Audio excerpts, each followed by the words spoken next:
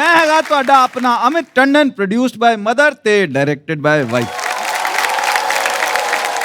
और मैं हूँ Jiya Shankar, single and enjoying my life. और ये है आपका रात वाला family show good night India.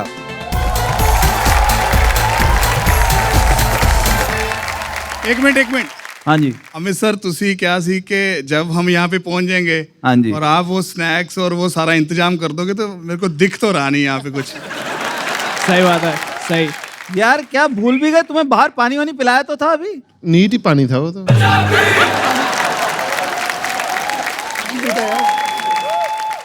Hangover उतारने के लिए मतलब लस्सी वस्सी पीते हम थोड़ा मतलब लिट चल जा हो जाता तो। ਉਹਨਾਂ ਨੂੰ ਨਾ ਕਹੋ, वो अपनी उम्र के हिसाब से वो ग्लूकोज ले आना है पानी में मिला के उन्होंने। रहने दो। तो यार तुम लोग यहाँ पे परफॉर्म करने आए कि मेरे रोके पे आए हो यहाँ पे? तो पंजाबियों के दिमाग में खाने पीने के सिवाय और कुछ आता भी है या नहीं? अरे ऐसा थोड़ा ना कि हम सारा टाइम ये सोच रहे होते कि क्या खाना है क्या खाना है। हमें वो भी डिस्कस करना होता है कि कहाँ से खाना है। वो भी तो जरूरी है, क्यों जी? तुम बैठो यार, मैं बताता हूँ तुमको डिटेल में हम पंजाबियों के पास क्या क्या चलता है।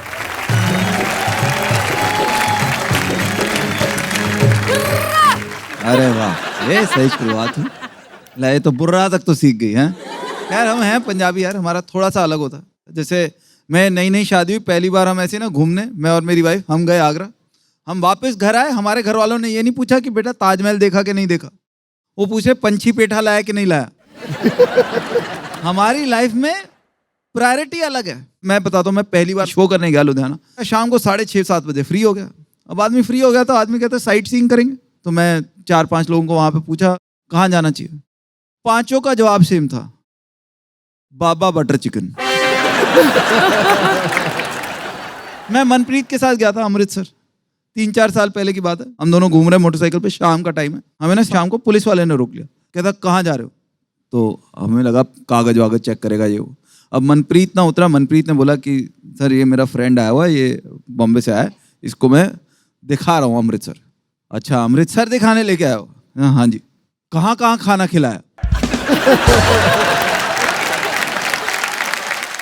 फिर हम उसको बता रहे हैं कि हमने मच्छी कहाँ की खाई, अमृतसरी कुलचे कहाँ के खाए, हमने लस्सी कहाँ पे पी।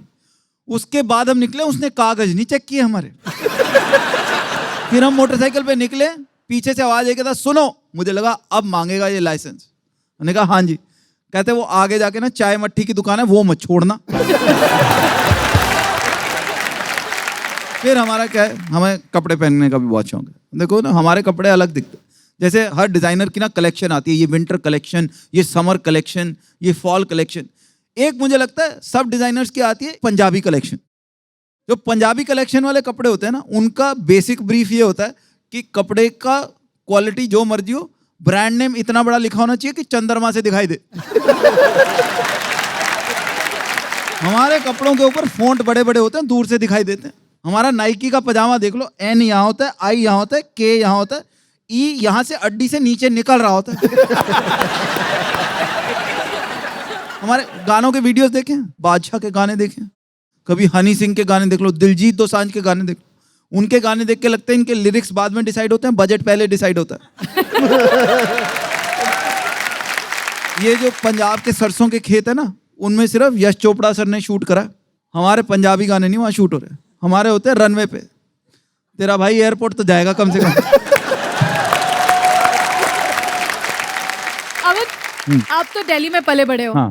और आज तो आपके गांव वाले भी आए हुए हैं, तो आपको दिल्ली और मुंबई में क्या फर्क लगता है? अरे दिल्ली और मुंबई में बहुत फर्क है यार। मुंबई में लोगों के पास टाइम ही नहीं है, उनको यही टेंशन रहती है काम ना भूल जाए, काम ना भूल जाए, काम ना भूल जाए। दिल्ली में हमारे पास टाइम ही टाइम है। दिल्ली में हम कई बार वार्म अप की लड़ाई कर लेते हैं कि यार एक बार लड़ लेते हैं, कहीं हम गालियां ही ना भूल जाए। बड़े दिनों से ढंग की लड़ाई ही नहीं हुई। पर दिल्ली की और बहुत सारी बातें जो अपना परविंदर आके बताना चाहेगा। So please give a big round of applause for Parvinder Singh from Amritsar. Hello everyone. So Punjabis in the house, give me a cheer। मेरी आंखें बंद है, दिल्ली वाला कोई नहीं चाहिए मेरे को। इनको अलग माता आती, हम भी पंजाबी हैं। पहले तो मैं बता दूं सर, मेरे को ये कल्चर ही नहीं पसंद। आप किसी भी इवेंट में चले जाओ, किसी भी शो में चले जाओ, सबसे पहला क्वेश्चन होता है ये होस्ट का, पंजाबीज हमने किसी का क्या बिगाड़ा है? हम वो हरकतें करते भी नहीं जो सारी दुनिया को लगता है हम करते हैं। वो दिल्ली के लड़के हैं और ये दिल्ली के लड़के लड़कियां, इन्होंने हमें बदनाम कर रखा है। लड़कों से शुरू करते हैं। दिल्ली के लड़के आपको दिख जाएंगे दूर से, तीखे जूते पहने होते हैं, नहीं ये वाले नहीं तीखे जूतों के साथ यहां पे इनकी पैंटें खत्म हो जाती हैं, टकनों से 2 इंच ऊपर इतनी टाइट पैंट पहनी होती है ना इन्होंने, यहां हैं 3-4।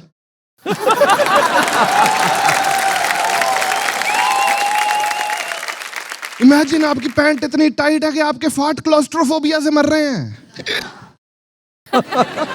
एंड इनसे जब मर्जी पूछ लो क्या करते हो, 7 बजे दारू पीते हैं, 7 सालों शाम को बचते हैं, पूरा दिन क्या करते हो, कहते वेट करते हैं।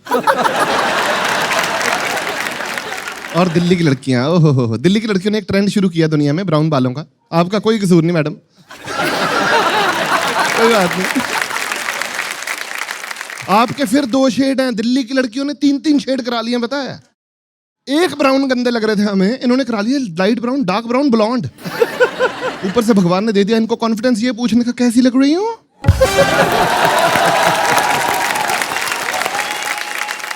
पर दिल्ली की लड़कियों ने ना दुनिया को एक स्टेटमेंट दी है, I am a mountain bird. मेरी एक फ्रेंड है, मनाली गई पहली बार लाइफ में, मनाली पहुंची है सुबह 6:30 बजे, वॉल्वो से उतरते स्टेटस डाल दिया, I am a mountain bird. नीचे वॉल्वो वाले ने कमेंट डाल दिया, दीदी शर्म करो, 6 बारी बस रुकवाई आपने उल्टी करने के लिए। कंडक्टर नीचे पोई में लिख रहा है, निगाह मारदा आई, मैं पूरा रास्ता विठा कर दी आई दे। अरे ये सारे कल्चर का बेड़ा गर्क किया बादशाह मोनी कक्कड़ ने। मोनी कक्कड़ पता ना, मोनी कक्कड़ का गाना सबने सुना, कोका कोला तू, इतना ठीक है। उसके बाद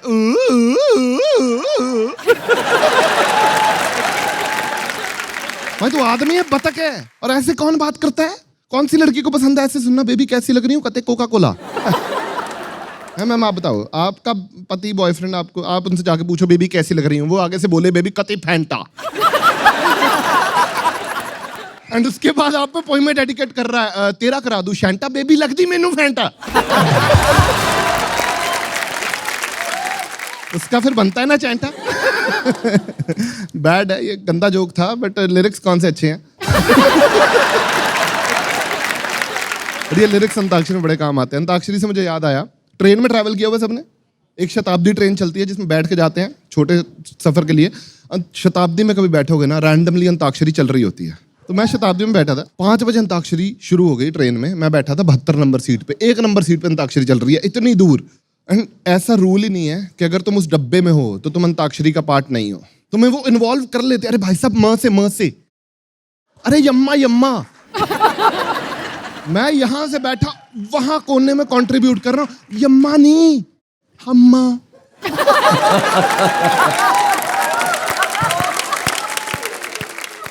और अगर बीच में कहीं आंख लग जाए तो कोई ना कोई तुम्हें उठा के बोलता, भाई साहब टिक टिक 10 होने वाला, यहाँ से। मैं कहा तू टीटी है, तू तो हट जा। कहता पाजी 10 साल से टीटी हूं, आज तक टिक टिक 10 की नौबत नहीं आने दी। मैं कहा कितनी सीटें हैं डब्बे में? कहता 72। मैं कहा बंदे कितने हैं गिन? कहता 82। ये कैसे हो गया? मैं कहा टिक टिक 10। Thank you so much. वैसे परविंदर यार, ये बिल्कुल सही कहा यार, लड़कियों का ना फेवरेट टाइम पास होता है अंताक्षरी। मतलब हम तो कॉलेज के ना लेक्चर के बीच में भी शुरू कर देते थे, माँ से कहा माँ से। थैंक यू परविंदर, एक बार तो Thank you, थैंक यू।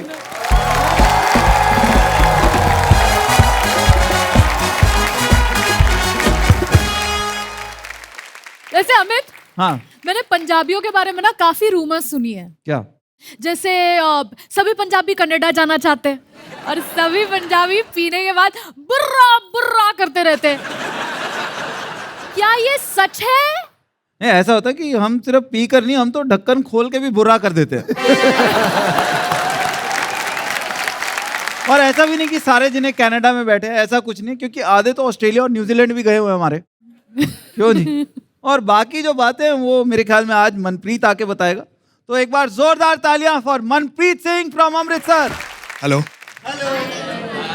अगर कोई भी पंजाबी स्टेज पे आए जो कोई भी काम करे, आप उसे चीयर अप कैसे करेंगे? थोड़ा बताएगा कोई? ऐसे नहीं होते। बुर्र और चक दे फट्टे। किसने बोला? हाँ, चक दे फट्टे। किसी को मतलब पता है? मेरे को पता था, किसी को पता नहीं होगा, मैं बताता हूँ। चुक दे फट्टे का मतलब होता है किसी चीज को उठाना, उसको बोलते हैं हम चुक, और फट्टे होते हैं हैवी लकड़ी के। तो अगर किसी को एनर्जी देनी हो तो हम कहते हैं ओ चुक दे फट्टे। लेकिन हमें हर जगह फट्टे नहीं मिल रहे, पता नहीं क्यों उठाने के लिए बोल रहे हैं। कोई भी काम शुरू, पाची चुक दो फट्टे, चुक दो फट्टे। कोई बताएगा कहाँ? कोई ये नहीं बता रहा क्यों। ये तो बता दो कहां से उठाने हैं। मान लिया ढूंढ लेते हैं, खुद ही उठा भी लेते हैं, कोई ये तो बताओ रखने कहां पे हैं। आपको पता है दुनिया का पहला पंजाबी पायलट लाखों रुपए स्टडी पे लगा के पहली बार जहाज उड़ाने के लिए जहाज में बैठा, लोगों ने चीयर किया, पाजी चुक दो फट्टे। उसने दरवाजा खोला, मुंह बाहर निकाला, कह रहा फट्टे मैं चुकांगा, जहाज तेरा प्यो चलाएगा।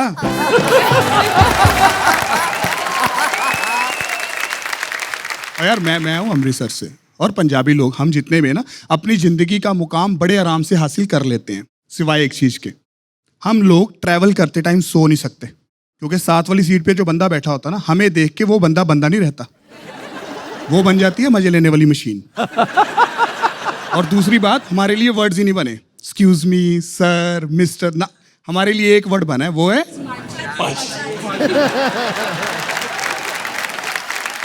मैं खड़ा हूं, मेरे डैडी खड़े, मैं पाजी, मेरे डैडी भी पाजी।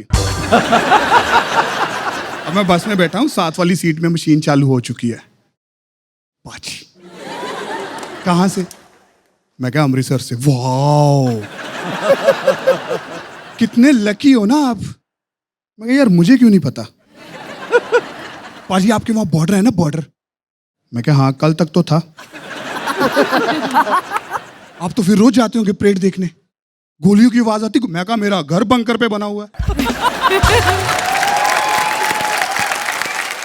फौजी हमारी गली में अपनी टैंक तोपे खड़ी करते हैं, और जिस दिन हम परेड देखने ना पहुंचे, फोन आ जाता है, जय हिंद, आप आ रहे हैं कि परेड शुरू कर दें?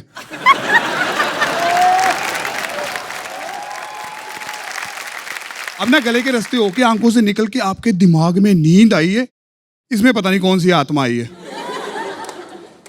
पाजी आपके वहां कुलचे बड़े सही मिलते हैं। हाँ आप तो कुलचे खाते होंगे। हाँ आपके तो घर में बनते होंगे। मैं कहा हाँ ये बात तूने सही की है, कुलचा हमारा जीवन मरण है।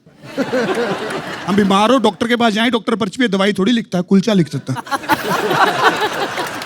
हमारा सगा दादा आईसीयू में मर रहा हो, उसे जाके पूछे पापा जी आखिरी इच्छा, बाच फट कुलचा खवा दे। अमृतसर में कोई बच्चा पैदा हो ना, उसे हम शहद नहीं चटाते, कुलचा खिलाते हैं। कुलचा खा के बच्चा कह रहा था वाह आई एम इन अमृतसर।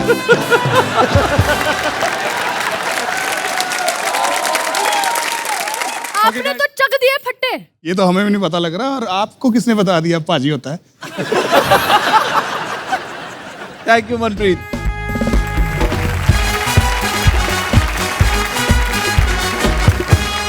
अमित, हाँ आप पहले जॉब करते थे, तो आपका कभी बॉस नहीं आया आपका शो देखने के लिए? हाँ आया था एक बार, मैंने जैसे ही खत्म करा तो कहता अच्छा किया तूने जॉब नहीं छोड़ी। नेक्स्ट शो रहने ही दे, तू मत ही कर इसके बाद। तो आपने बोला नहीं कि नेक्स्ट शो तो तब बनेगा जब घर जाके वाइफ से लड़ूंगा? अरे यार तुम वो सब बातें छोड़ो, बॉस की बात कर रहे हैं ना हम। बॉस की बहुत सारी ऐसी बात है, गुरप्रीत के पास भी है, जिसका बॉस आ चुका है उसके शो पे। तो please welcome Gurpreet all the way from Gurgaon. Very happy to be here, क्योंकि ये शो टीवी पे है और इसका मतलब मेरे पेरेंट्स को पता चलेगा कि फाइनली स्टैंड अप होता क्या है। मैं जॉब करता था, जैसे पहले प्राइवेट जॉब करता था, और मेरे को ना जॉब पसंद थी, पर मेरे को ना बॉस पसंद नहीं था। आप समझ रहे हो, मैं बताता हूँ, वो ना पैसे नहीं देता था। एक दिन मेरे पास आया, कहता तुम्हारी सैलरी बढ़ा दूं। मैं कहा तो सवाल ही बेकार है, मना कौन करेगा। मैं क्या बढ़ा दूं। फिर उसने एक हफ्ते बाद सैलरी बढ़ाई, पता है कितना? 1%। 1% में ना, पता है, कोल्ड कॉफी के साथ आइसक्रीम भी नहीं आती। और खुद इतना अमीर। आप देखो उसकी शादी हुई, 3 महीने का हनीमून। 3 महीने का हनीमून। आप देखो ना, वो 3 कंट्रीज गया, ऑस्ट्रेलिया, न्यूजीलैंड, बाली। मेरे 3 लाइफ गोल्स इसने एक साथ खत्म कर दिए। और भाई साहब मुझे 2 घंटे तक आगे स्टोरी सुनाई कि मैंने ये किया, मैंने वो किया, तू भी ट्रैवल कर। और मैं इतना मोटिवेट हो गया, मैंने दोस्त को फोन किया कि भाई अगले हफ्ते अमृतसर चल रहा है क्या? हमारे तो इतने ही पैसे हैं देख। तुम्हारे पास और नहीं है पैसे। मेरे बॉस को ना ये पता नहीं था कि मैं स्टैंड अप करता हूँ। मैं एक दिन ऑफिस में था और मेरे को शाम को परफॉर्म करना था। मैं उसके पास गया, मैंने कहा सर मेरी ना तबीयत बहुत ख़राब है, मुझे ना घर जाना है, मुझे कोल्ड का फीवर एक साथ हो गया है। कहता पता तो नहीं चल रहा। मैं कैसे पता लगाएं, आपके मुंह पे उल्टी करें? कैसे बताएं?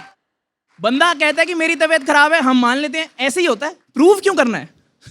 एंड वो कहता कि ठीक है चलो चले जाओ, कल टाइम से आ जाना। मैं कहा ठीक है सर आ जाएंगे। मैं पहुंचा जहाँ पे मेरे को परफॉर्म करना था वेन्यू पे, और मैंने 1 घंटा तैयारी करी परफॉर्मेंस की। मैं आप देखो स्टेज पे आया और सर जहाँ आप बैठे हो है ना, ऐसे सामने राइट साइड फ्रंट रो, मैंने देखा यहीं बॉस बैठा हुआ है, यहाँ सामने आंखों के आप देख रहे हो, मेरी नौकरी गई। सारा पैसा खत्म। 20 सेकंड तक सन्नाटा है ऑडियंस में, क्योंकि मैं उसको देख रहा हूँ, मेरे को देख रहा है, मैं उसको देख रहा हूँ कि भाई तू यहाँ क्या कर रहा है, और वो हिसाब लगा रहा है कि यार ये अपने वाले सरदार जी हैं क्या? यार ये लग तो वही रहे। उसने ना, मैंने जब रिजाइन किया वहां से, तो उसने मुझसे पूछा कि और गुरप्रीत क्या प्लान्स हैं आपके फ्यूचर के? मैं क्या सर बस आपकी बातें करेंगे, हर जगह जा जाके बस आपकी ही बातें करेंगे। हमने ना ऑनलाइन शोज किए थे जब लॉकडाउन लगा था, और वहां पे 2 प्रॉब्लम है, एक तो जोक्स अच्छे नहीं चलते, और दूसरा अपनी शक्ल दिखती है। मैं एक बारी लाइव शो कर रहा था, उन्होंने ऑडियंस को ऐसे वार्म अप करने के लिए गाना चला दिया भीगे उठते रहे। और मैं स्टेज पे एंटर कर रहा हूँ कि भाई ये तो गलत वार्म अप है, गलत शो के लिए भी, गलत तरीके से भी। कितने अजीब यार, भीगे उठते रहे चल रहे और पीछे से आवाज आ रही है प्लीज वेलकम गुरप्रीत। कोई जरूरत नहीं है। मैं क्या, मेरे जुड़े हाथ, तू घर ही बैठ। Thank you so much, my name is Gurpreet Singh, thank you so much.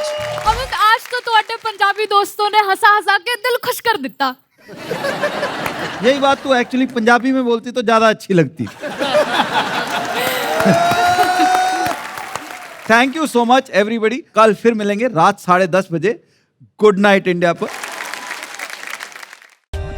For more updates, subscribe to our channel, click the show links and enjoy watching the videos.